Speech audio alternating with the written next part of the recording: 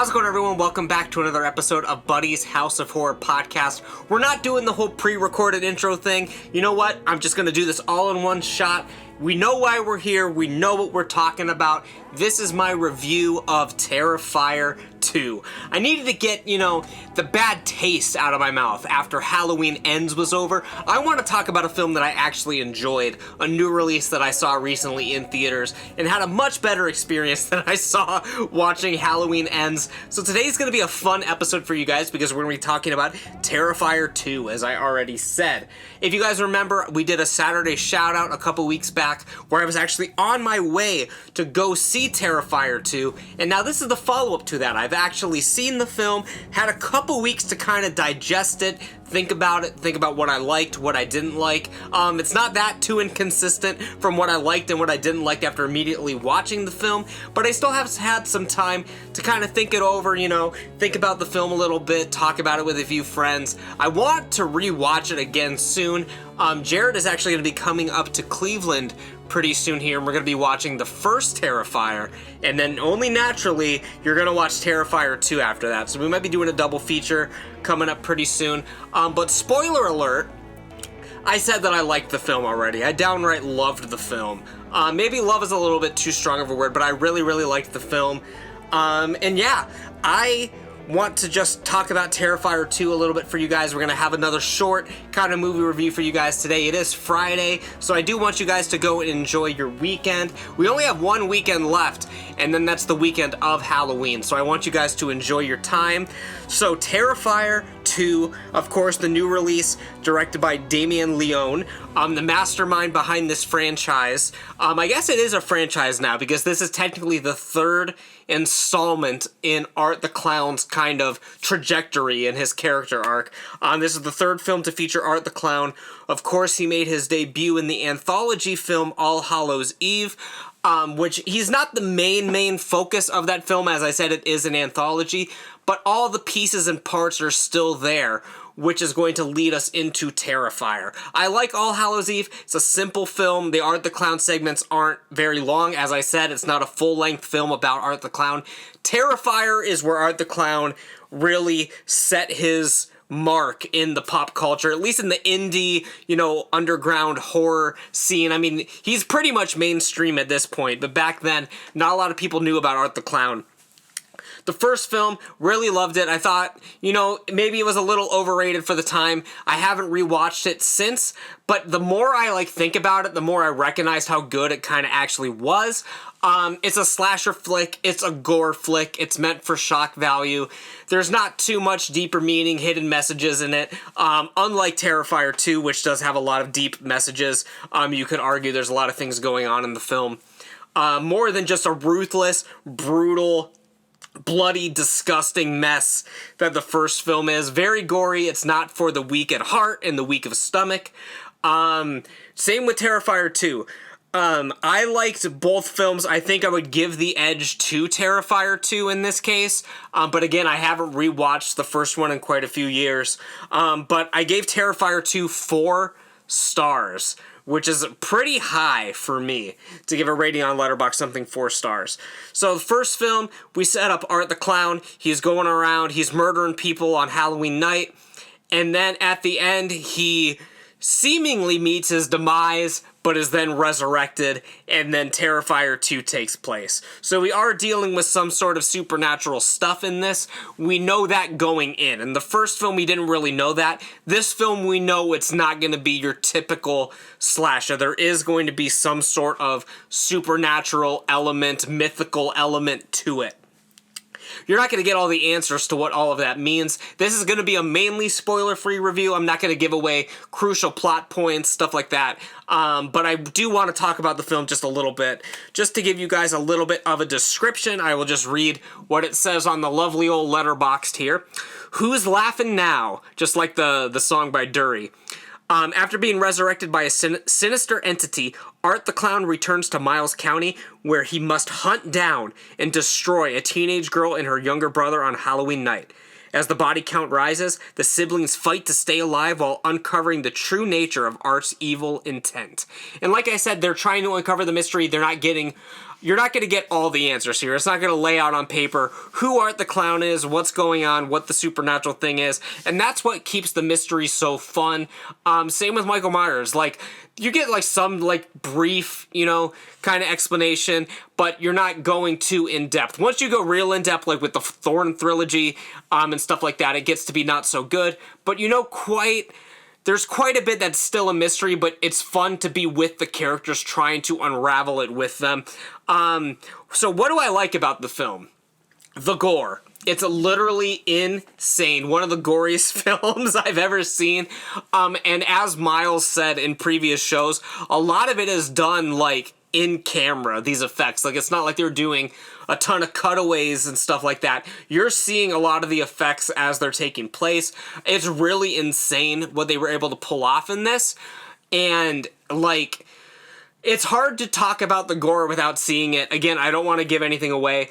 But you see all the articles coming out now where people are like, oh, people had to be carted out in an ambulance. I mean, that's over dramatizing things. But people were like throwing up in the theaters. They had to leave, sick to the stomach, whatever.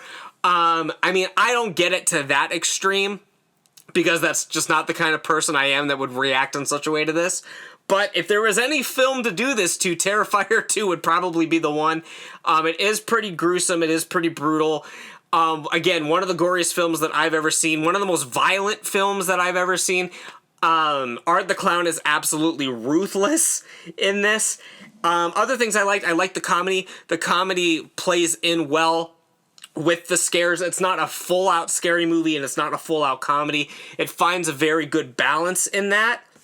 And so did the first film, too. I think the first film found a good balance between comedy and horror. I mean, when your main character in your film is a clown, Art the Clown, you know that something funny has to be happening, just like with Pennywise. Like, the clown's going to be doing some goofy stuff. Like, there's a scene, I think it's in the trailer, so it's not giving anything away, where Art the Clown is, like, in a Halloween store trying on different pairs of sunglasses, different funny hats, like, stupid shit like that. And it's funny. I mean, it's just funny. So to go from that to see how goofy Art the Clown can be to then how terrifying he can be, I mean, it makes sense. It makes sense that someone with that kind of sense of humor would also be kind of fucked up. So it makes sense for the character. It's a lot of fun. As far as the human characters go, the main girl in this, Sienna, played by Lauren Lavera, she's phenomenal. She is very, very good in this film. Beautiful performance.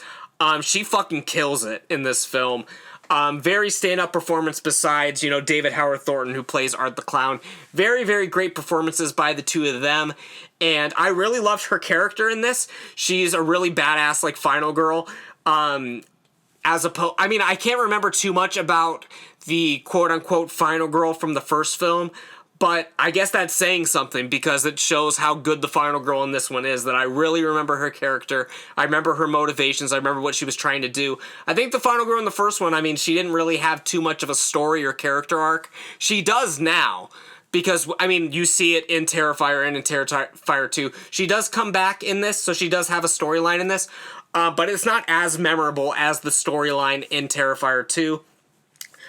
Elliot Fulham, who most people know as Little Punk People, he's on YouTube, TikTok. He's a really famous dude, famous kid, I guess. He plays the younger brother of Sienna. I mean, he's interviewed James Hetfield, he's interviewed Ghost, all kinds of metal bands. He's in the film.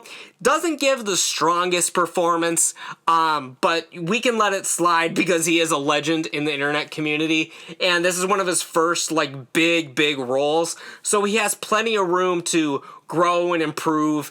So his performance, it doesn't come off that natural, but then again, I mean, teenage boys at that age, you can argue that that's just how they are, I guess. But his performance wasn't really the best in comparison to some of the others. But it leaves plenty of opportunity. Like, I think down the road he's going to be a really, really great actor. As far as if you're reading the opening credits to this film, you are going to notice that there is Chris Jericho featured in the film. And he is, I don't want to give away the context of it, but he's not in the actual, like, main portion of the film. He's in, like, a post-credit scene. I guess, like, mid-credit scene, because it happens during the middle of the credits. So if you're watching the entire movie and you're like, oh, when's Jericho gonna show up? When's Jericho gonna show up? Like I did, just be aware that he's not in our main storyline. So just something good to know going in. As far as the other performances, I mean, they were all pretty good. There's no real, like, standouts besides the main people that I talked about. I liked the actress who played the mother in this. I think she was very good as well. And her performance is kind of like a bitchy mom, who means well. She does mean well at times, but, you know, she does do a lot of fucked up shit too. I mean, there are teenage friends to Sienna. They do okay. One of them, I'm not going to give away which one, but there's one of them that really gets the business hard by Art the Clown. Like, one of them really gets fucked up by Art the Clown. And you kind of feel bad because she didn't really do anything that would warrant such a brutal murder. Like, she didn't do anything, like, bad at all. Like, so it makes her death, like, so much... It makes it, like, so ridiculous, because really she was a kind-hearted girl, and she got it worse than anybody. Which is kind of funny in a way, but kind of sad. Kind of sad in another way. I apologize for my voice right there. I'll take a good old sip of the agua. Man, doing these solo shows is tough. I mean, when I'm doing a podcast with the boys, you have a time to, like, breathe. But this is like, if I breathe, that's dead air. You can't have dead air. You gotta keep talking. You just gotta keep talking. You gotta keep talking. So what else about Terrifier 2 did I like? The main storyline. Like, I like the main storyline. They're trying to uncover Art the Clown's backstory. There's some backstory with the main kid's father, Sienna and Elliot's father. They are trying to uncover the mystery of, like, what happened to him. Because the father is not in the picture at the time. So they're trying to figure out what went on with that. And it all focuses around, classically, a Halloween party. Sienna's getting her costume ready for her Halloween party. And eventually they get to the party, and things don't go according to plan. Once they get there, they end up tracking down where Art the Clown They're trying to find Art the Clown because... it turns out that they've kidnapped, Art the Clown has kidnapped someone. But again, not trying to, like, give everything away, but that's how we're getting to the final, you know, not quote-unquote final, but how we're getting to the confrontation with Art and our main girl. She's trying to track someone down. And I just like the story. I like the story. So the things that I don't like about the film, it does get a little far-fetched at times. Like, when I first saw some of the... I don't want to say, like, I guess I'll say, like, dream sequences or, like, alternate reality, like, sequences. It started to get a little far-fetched and, like, way too out there for something that I thought was having supernatural elements but was ultimately, like, more grounded. It was just a very strange sort of contrast to me that I didn't really care for at the time. And the only other real big complaint that I can say about this film is the runtime. 2.5 hours is a very long film in any genre, let alone a splatter flick. You know what I mean? Like, let alone, like, a slasher film. 2.5 hours, 138 minutes is a long film. And the issue I have with it is there's not even many scenes that you could cut out. But the problem is scenes are breathing for way too long. Like, I feel if you were to cut 30 seconds off of this scene, a minute off of this scene, 2 minutes here, whatever, you would have been able to get this to around 2 hours, if not under 2 hours. Just like the opening credits alone, like, I think they go on for like 3 minutes longer than maybe they should. Like, the opening of the film is her designing her costume while the opening credits are going on, and... I get that you're establishing this costume, which is a big element to her character, but it just goes on for way too long. Like, everything in this film goes on for way too long. There's, like I said, like, many scenes you can cut, a few seconds here or there, 30 seconds, whatever. It is so long. You feel every second of this film. It's very good, but it is very long. So that is my biggest, you know, sort of critique about the film. It is way, way too long. Just to tell a little bit of a side story about going to see it in theaters while I have you guys on the line, if you will. Miles invited us to go see this film. So Miles texts us, he's like, hey, I'm going to go see Terrifier 2 tonight at this time. Do you guys want to go? So we're like, yes. So Miles before he texted us, he bought himself a singular ticket, not around anywhere. He bought himself one singular ticket, like in the handicapped kind of row.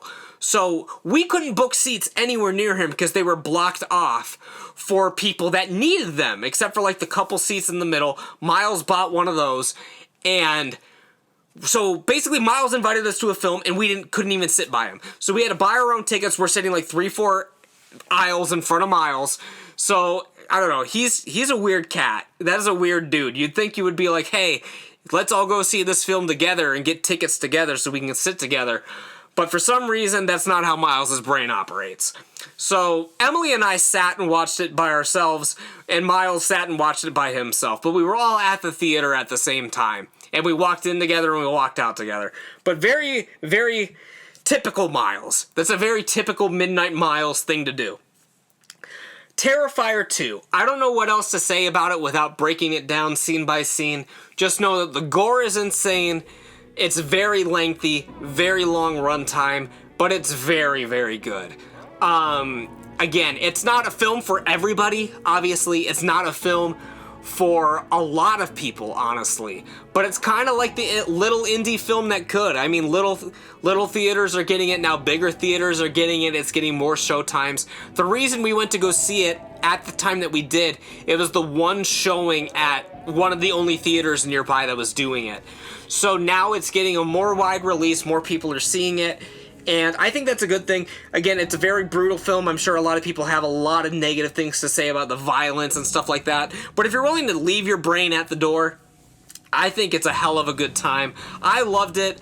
Again, I wish that you could cut some time out of it, but I'm only praying that they don't do like a director's cut and it's like 3 hours. Like, that would be like absolutely insane brutal. Like, that'd be way too fucking much. Can't do it. 2.5 hours is already long enough. Please don't make it any longer. And just like this podcast, let's not make it any longer. I want you guys to enjoy your Friday. Go see Terrifier 2 if you guys are able to go see Terrifier 2. I'm sure we'll be talking about it at some point in the future. I would love to get Miles on, talk about it with Jared once he finally gets the chance to watch it. But what do you guys think? Have you guys seen Terrifier 2 yet? If you have, let me know down in the comment section below on YouTube, or let me know over on Twitter, Instagram, wherever you guys can get in touch with me. All my links are down in the description. If you haven't subscribed to my YouTube channel yet, make sure you go ahead and do that and turn on notifications so you know when I post new videos. If you're listening on Spotify, Apple Podcasts, Google Podcasts, wherever you get the podcast, make sure you're leaving me a rating and a review. Share the show with a few friends. It really means a lot to me. Help spread the good word about the House of Horror. And I will see you guys back here tomorrow for another episode of the House of Horror. So take care, everyone, and stay spooky.